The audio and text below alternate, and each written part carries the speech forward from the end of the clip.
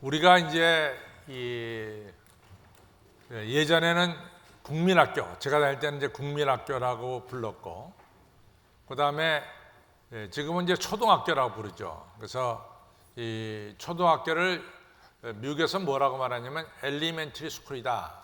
엘리멘터리 스쿨을 초등학교라고 그래요. 근데 이제 초등학교 들어가기 전에 우리가 다니는 학교, 우리나라 같으면 유치원이 초등학교 다니기 전에 다니는 그런 학교죠. 또 뭐 어린이집도 그렇게 될 수 있겠고, 근데 그걸 미국에서는 통틀어서 프리스쿨, 스쿨 가기 전에 다니는 학교라 그래서 프리스쿨이라고 부르는데, 프리스쿨에 들어가면은 이 매직 월드, 그러니까 매직하면 기적이죠. 월드하면 말씀입니다. 매직 월드를 무조건 배워요. 근데 매직 월드는 4가지 글자만 나옵니다. 이 초등학교의 매직 월드는 4글자가 나오는데, 4글자가 뭐냐면, 첫 번째는 우리가 남한테 뭘 부탁할 때 그냥 부탁하는 것이 아니라 꼭 그 앞에 please라고 하는 말을 꼭 붙이게 돼 있어요. please. 예. 그래서 뭐 은행의 텔러한테도 내 잔고를 좀 알아봐 주십시오. 그래서 please라는 말을 쓰면서 자기의 이 뭐 체킹 어카운트 혹은 뭐 세이빙 어카운트에 이 잔고를 좀 알려달라고 부탁을 하죠. 그때마다 please라는 말을 제일 먼저 씁니다. 그 다음에 여러분과 제가 내 것이 아닌 다른 사람의 것 혹은 공중의 것을 내가 좀 만지기를 원할 때, 이같이 들기를 원할 때 may I라는 말을 꼭 쓰게 되어 있습니다. may I, 내가 그것을 좀 만져도 될까요? 이렇게 may I touch this one? 뭐 이렇게 얘기하면서 내가 이것을 만져도 되나요? 하면서 이제 may I라는 말을 꼭 쓰게 돼 있죠. 그 다음에 여러분과 제가 상대방의 약간의 신뢰를, 약간의 도움을 청할 때는 쓰는 말이 excuse me라는 말을 쓰게 돼 있어요. excuse me. 그래서 매직 월드 넘버 1은 please고, 두 번째는 may I고, 세 번째는 excuse me고, 네 번째 매직 월드가 있습니다. 그것이 땡큐입니다. 그래서 초등학교 들어가기 전에 프리스쿨에 가면은, 우리 유치원에 가면은 학생들한테 제일 먼저 가르쳐주는 단어가 이 4가지 단어를 가르칩니다. 이 4가지 단어는 기적을 가져온다 이거죠. 기적을. 그래서 이 매직 월드다 이렇게 말합니다. 2차 대전 중에 이제 독일도 극심한 식량난을 겪게 되죠. 그때 좀 여유가 있는 할아버지의 가정은, 우리 어른들은 좀 덜 먹어도 우리 자라는 아이들은 굶겨서는 안 된다. 이것이 이제 나이 든 할아버지의 생각이었어요. 그래서 자기 집에 있는 이런 이 곡식을 모아다가 매일같이 빵을 만들어서 동네 아이들에게 나눠줍니다. 빵을 여러분들 다 만들어 봐서 알지만은 어떤 빵은 크게도 만들어지고 또 어떤 빵은 작게도 만들어지고, 빵이 크고 작은 것들이 만들어져서 이렇게 바구니에 넣으면은 아이들이 와서 이제 빵을 집어가는데, 저마다 큰 빵을 집으려고 아우성거리겠죠. 큰 빵 집으려고. 근데 이제 이 아이들이 빵을 집고 이제 가면서 할아버지한테, 빵을 제공한 할아버지한테 감사합니다 라고 말하는 아이는 한 명 외에는 없습니다. 거의 다 대부분이 그냥 빵 들고 가버리고 말지, 빵을 제공하시는 할아버지한테 할아버지 감사합니다 라고 하는 아이는 딱 하나밖에 없어요. 크레첸이라고 하는 여자아이인데, 이 여자아이는 특징이 뭐냐면은 남들이 빵을 다 집어간 뒤에 마지막 남은 빵 하나, 제일 작은 것, 그것을 가져가면서 할아버지 감사합니다 그러고 가는 거예요. 할아버지가 너무 감격스러운 거야. 마지막 애가 감사합니다 하고 빵을 가져가는 게 너무 감사하고 고마운 거예요.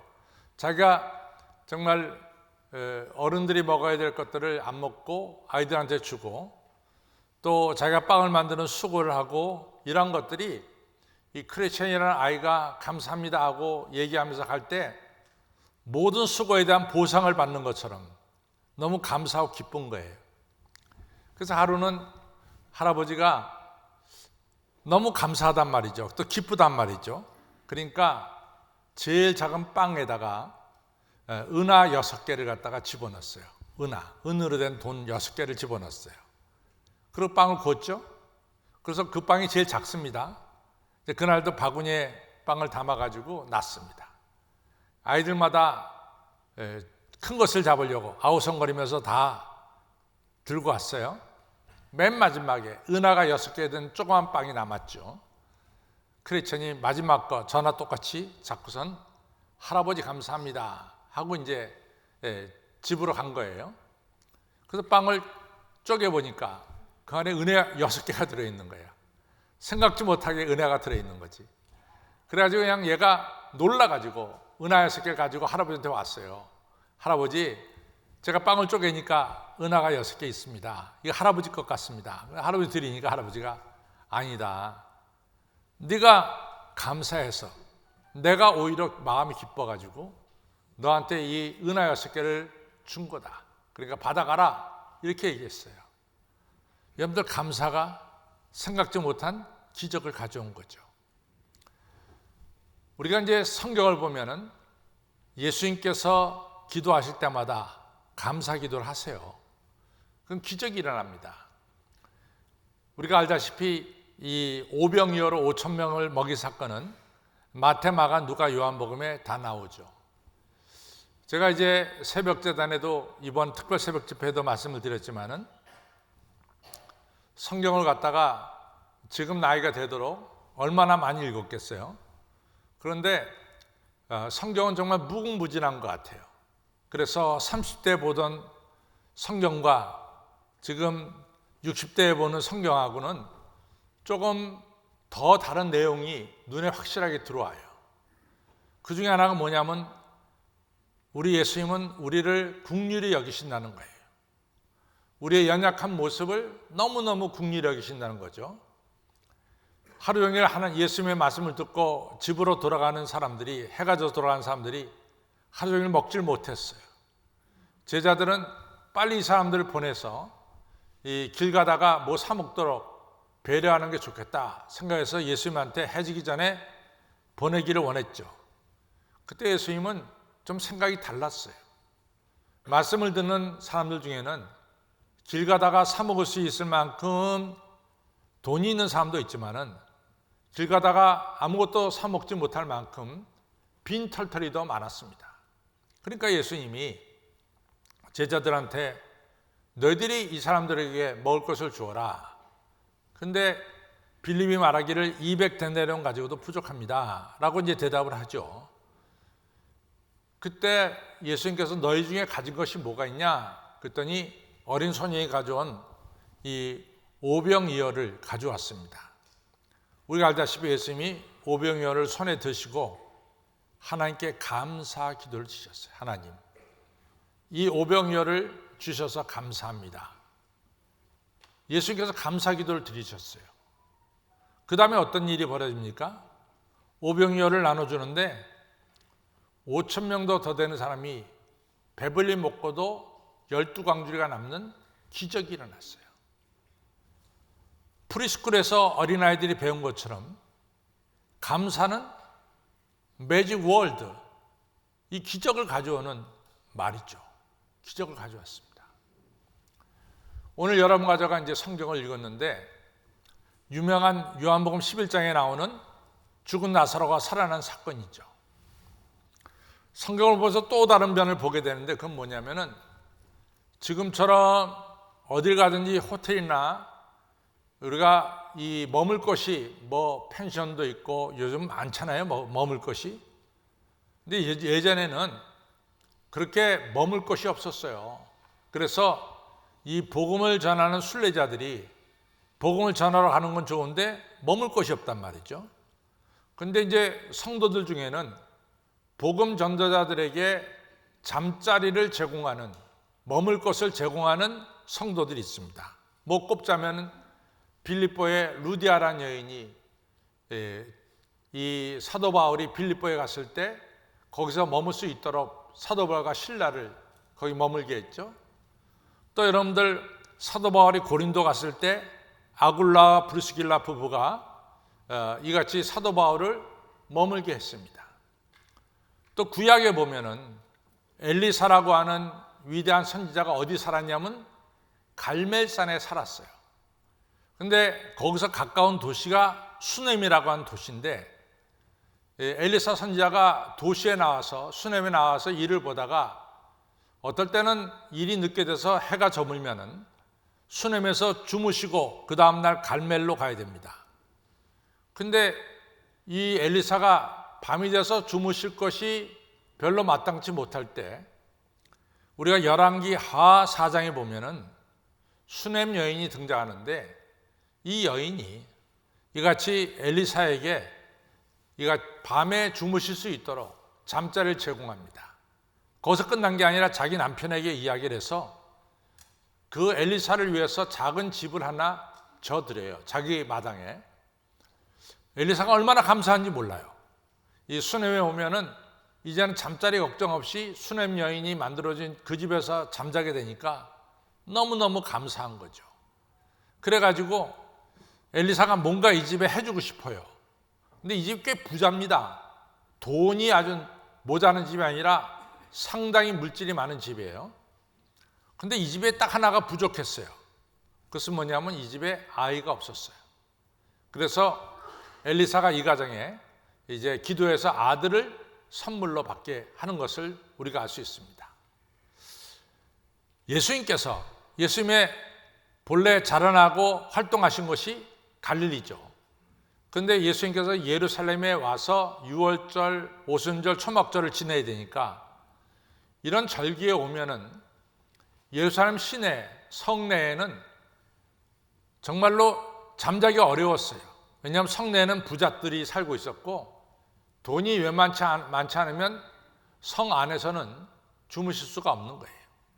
그럼 이제 성 밖으로 가야 되는데 문제는 뭐냐면 유대인의 율법에 안식일 날 걸어갈 수 있는 거리가 제한되어 있습니다. 많이 걸을 수가 없어요. 근데 율법 안에 걸어갈 수 있는 그런 지역이 뭐냐면 기드론 시내를 건너자마자 있는 베다니 마을이에요. 이 베다니란 마을은 바로 안식일에도 걸어갈 수 있을 만큼의 거리가 떨어진 곳이죠. 근데 그 베다니 마을에 마르다 마리아가 사는 그 집이 예수님을 영접한 거예요. 그래서 예수님께서 예루살렘에만 가면 그 집에 머무시는 거예요. 그리고 안식일에 또는 예루살렘에 갈 수가 있는 거죠. 예수님 마음속에 늘 마르다 마리아에 대한 이 배려, 마르다 마리아가 예수님께 대한 이런 배려가 늘 감사한 거죠. 근데 그 집에 글쎄 오빠가 죽은 거예요.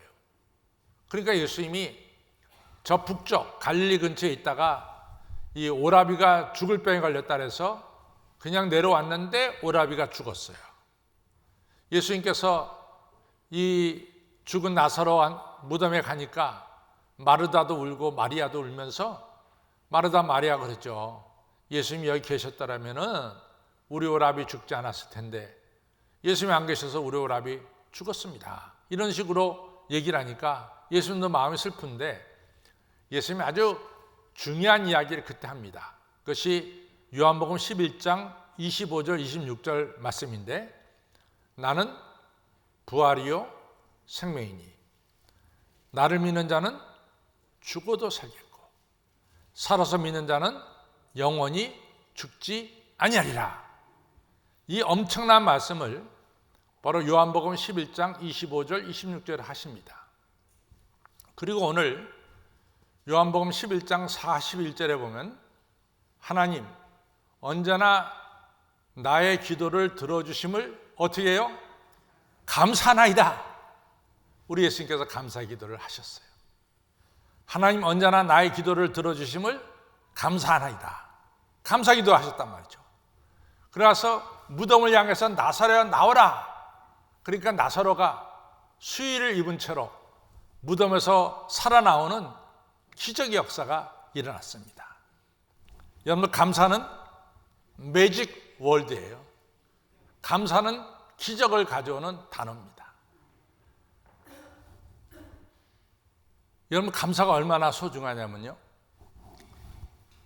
우리가 사망의 음침한 골짜기를 지날지라도 해를 두려워하지 않을 것은 주의 지팡이와 막대기가 나를 안위하시나이다. 다윗의 감사죠. 저는 시편 57편을 이렇게 보면은요, 그 57편의 내용을 이렇게 읽으면 마음이 너무 짠해요. 그리고 다윗에 대한 존경심이 저절로 올라가요. 아시다시피 다윗이 사무엘상 16장에서 사무엘에게 기름 부음 받아요. 그 다음에 사무엘상 그 다음 장이 17장인데 17장으로 넘어가서 다윗이 골리앗과 싸워서 승리를 거둡니다. 그 다음 장 18장에 가서 이스라엘 군대가 블레셋을 이기고 승전하고 이제 기브온으로 들어올 때 여인들이 길가에 서서 사울이 죽인 자는 천천히요 다윗이 죽인 자는 만만이다, 이런 노래를 불러요. 그때 사울이 마음이 좀 삐뚤어졌어요. 야, 왜 어린 다윗은 저렇게 높이고 나는 낮추는가? 이래서 마음이 몹시 상했어요. 그 다음부터 사울이 다윗을 죽이기로 작정합니다. 여러분들 중에는 목사님, 그런데 왜 다윗을 사울왕이 사위로 삼았나요? 이렇게 질문하는 사람이 있어요. 근데 그 내막을 보면은 사울왕이 다윗을 정말 좋아서 자기 사위로 삼은 게 아니에요. 사울왕이 합법적으로 다윗을 죽이려고 작정을 했어요. 합법적으로. 그 방법 중에 하나가 뭐냐면 누구든지 블레셋 사람의 표피를 100개를 가져오면 내가 내 둘째 딸 미가를 부인으로 주마, 그랬어요. 그러니까 다윗이 나가서 전쟁하다가 블레셋 사람하고 전쟁하다가 죽기를 바래서 누가 블레셋 사람의 표피를 100개를 가져오면 내가 내 딸 주겠다, 그런 거예요. 근데 다윗이 200개를 가졌어요. 200개. 그러니까 할 수 없이 자기 딸 미가를 부인으로 줬죠. 그리고 이제 미가라고 사는데 얼마나 사울이 못돼 먹었냐면 자기 딸과 사이가 한 침대를 쓸 거 아니에요.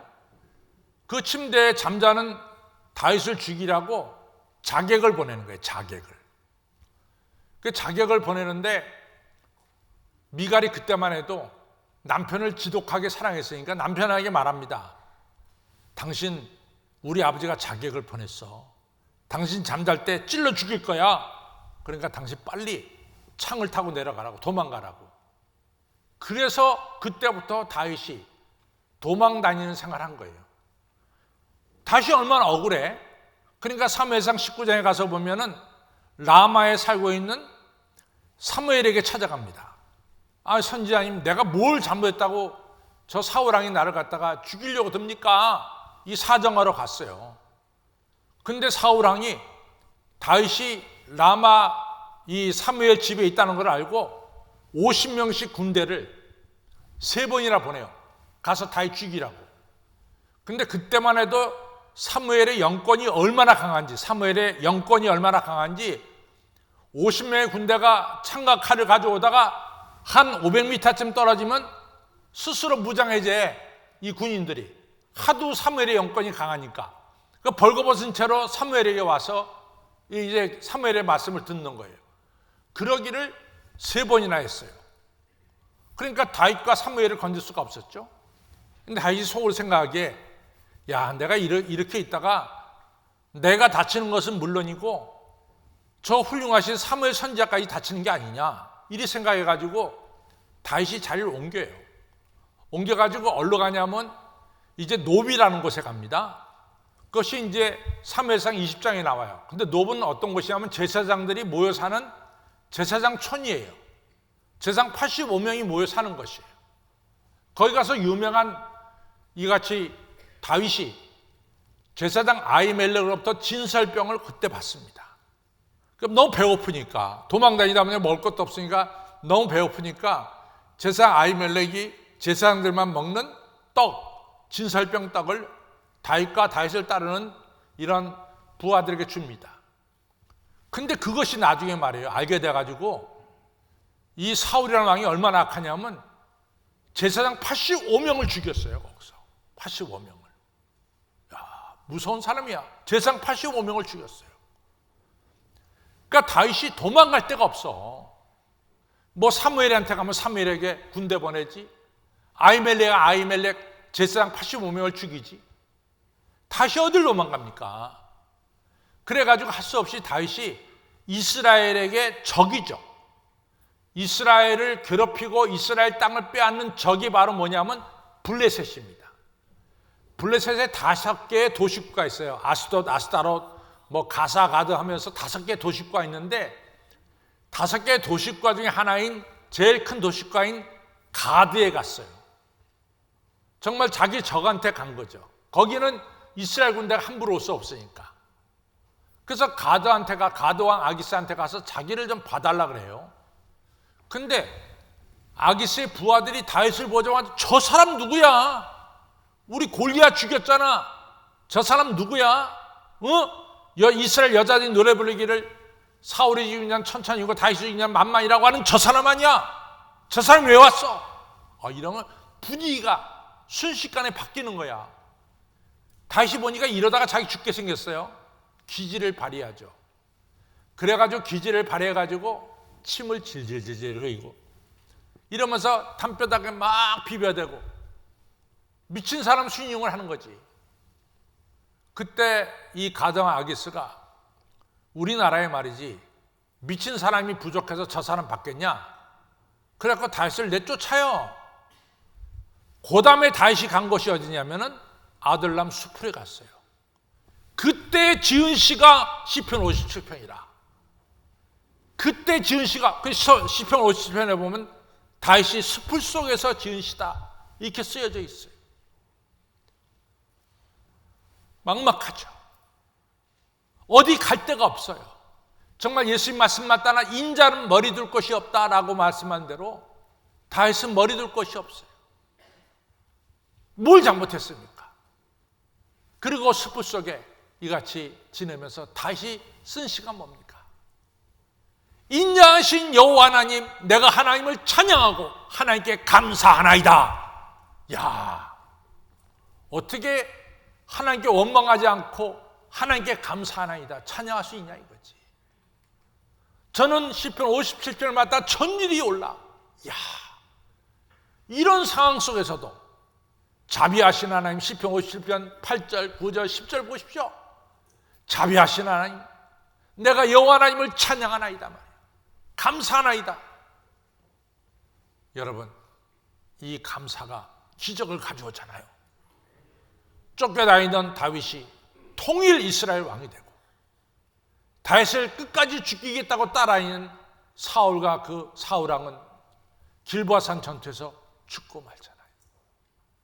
여러분, 감사는 사망의 음침한 골짜기에서 우리의 건져움을 받는 거야. 이것입니다. 2차 대전 때 이야기예요.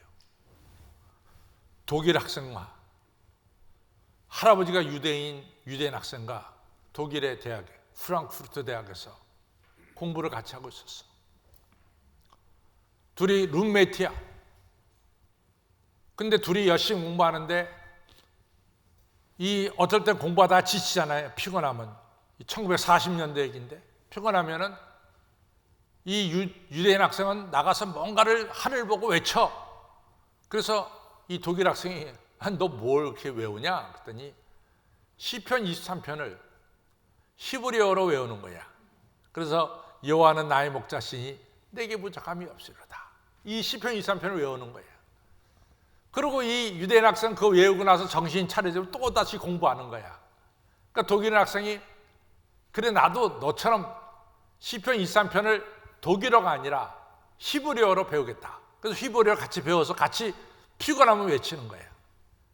근데 이 나치스가 유대인을 갖다가 잡아가지고 가스실로 보내는데 이러한 일이 아주 지독하게 진행되니까 이 유대인 할아버지가 유대인 이 학생은 은둔지에 숨고 말았어요. 그리고 지내는데 독일 학생이 공부하고 있는데 소식이 들려왔어. 그 친구가 지금 큐슈타포 비밀경찰에게 붙잡혀가지고 트럭에 타가지고 아우슈비츠로 간다는 거야. 그러니까 독일 학생이 너무 그 친구가 안 됐잖아. 그러니까 자전거를 타고 막 가는데 아닌가 다를까 앞에서 유대인을 실은 트럭이 앞으로 가는데 그냥 이 독일인 친구가 달리면서 그 친구 이름 막 부릅니다. 아무개야 부르니까 얼마 지나지 않아서 그 친구가 트럭 바깥으로 이렇게 얼굴을 내밀더니 이 독일 친구를 보면서 웃으면서 시편 23편을 독일어로 외운 거야. 히브리어로 외운 거야. 죽음으로 가면서 시편 23편을 밝은 얼굴로 읊어대는 유대인 친구의 얼굴이 독일인 친구에게는 잊혀지지 않는 거죠. 그것이 마지막이었습니다. 그 유대인 친구는 아우슈비츠에 가서 가스실에서 죽었어요. 그리고 2년이 지났어요. 전쟁이 너무 급박해지니까 독일 정부가 이 대학생들마저 군대에 입대시켜서 전선으로 보내는 거죠. 그래서 이 독일인 친구가 군대에 입대해가지고 저 동부전선, 러시아하고 싸우는 그 전선에 배치돼서 전쟁하는 거죠. 근데 그때 이제 연합군이 우세하니까 독일이 무너지는 그 시기니까 대부분의 독일 군대가 잡히는 거야, 포로로. 근데 러시아 군대가 독일군을 잡아놓으면 무조건 총살시켜. 다 일로 세갖고 총을 쏴대는 거야. 그리고 죽여버려요, 포로를. 이 독일 학생도 이 러시아 군대에게 붙잡혀가지고 이제 총살령을 당하도록 돼 있어요. 그래갖고 이제 같이 총살 현장으로 갑니다. 옆에 있는 독일인 친구들 18, 19, 20밖에 안 된 이 독일 신참 병사들이 소변을 질질질 싸. 왜? 죽으니까. 지금 죽으니까. 18, 19, 20에 죽는다고 쳐봐. 이게 얼마나 무서운가. 막 소변을 질질 싸면서 가는 거야. 괴로워서. 그때 이 친구는 뭐가 생각났냐면은 자기 친구, 유대인 친구가 가스 현장으로 가면서 시편 23편을 외운 게 생각이 난 거야. 히브리어로. 그래서 이 독일인 친구도 히브리어로 이같이 여호와는 나의 목자시니 내게 부족함이 없으리로다. 히브리어로 외우는 거지. 독일 그 유대인 친구가 웃는 얼굴로 하는 것이 떠올라가지고. 그래갖고 섰습니다. 그리고 이 군인들이 러시아 군인들이 총을 겨누고 있어요.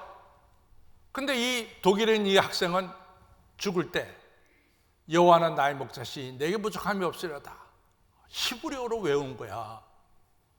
그랬더니 그 총살 현장을 집행하는 장교가 스톱! 멈추게 했어. 그랬더니 이 장교가 그 자리에서 자기도 히브리어로 시편 23편을 외우는 거야. 여러분들 아시다시피 지금의 이스라엘 정부의 수뇌부들은 전부 다 거의 많은 사람들이 러시아에서 온 주이시가 지금 이스라엘의 전부 다 지도자들입니다. 많은 유대인들이 러시아에 가 살았어요. 그래서 슬라브족들하고 같이 산 이 주이시들이 시오니즘 1948년 5월 14일 날 이스라엘 독립될 때 수많은 스위스 이 러시아에서 유대인들이 러시아로 가서 오늘의 이스라엘을 세운 거예요. 그러니까 이 러시아 장교는 유태인이야, 유태인. 유태인인데 러시아 장교지.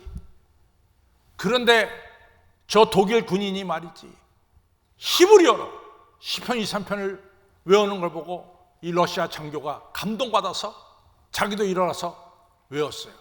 상황이 이상하게 변해져. 러시아 장교가 당장에 저 사람은 사형시키는 자리에서 빼라! 뺐어. 사형 중지 명령을 내렸어. 그리고 사형 그 명단에서 이름을 빼라고 하는 거의 사인을 했어요. 유명한 얘기를 합니다. 하나님의 자녀는 악마의 제복을 입고 있더라도 하나님의 자녀다, 이 얘기야. 그러니까 이 러시아 사람들의 눈에는 독일 군대의 제복을 입는 것은 악마의 제복이지. 해골 그려진 거 입는 건 악마의 제복이지. 하나님의 자녀는 악마의 제복을 입더라도 하나님의 자녀다. 그래서 이 사람이 살아났어요. 감사는 사망의 음침한 골짜기를 지날지라도 우리를 지켜주시고 해를 받지 않도록 보호해 주시는 기적이 바로 감사에서 나옵니다. 근데 이제 감사가 중요한 게 있어.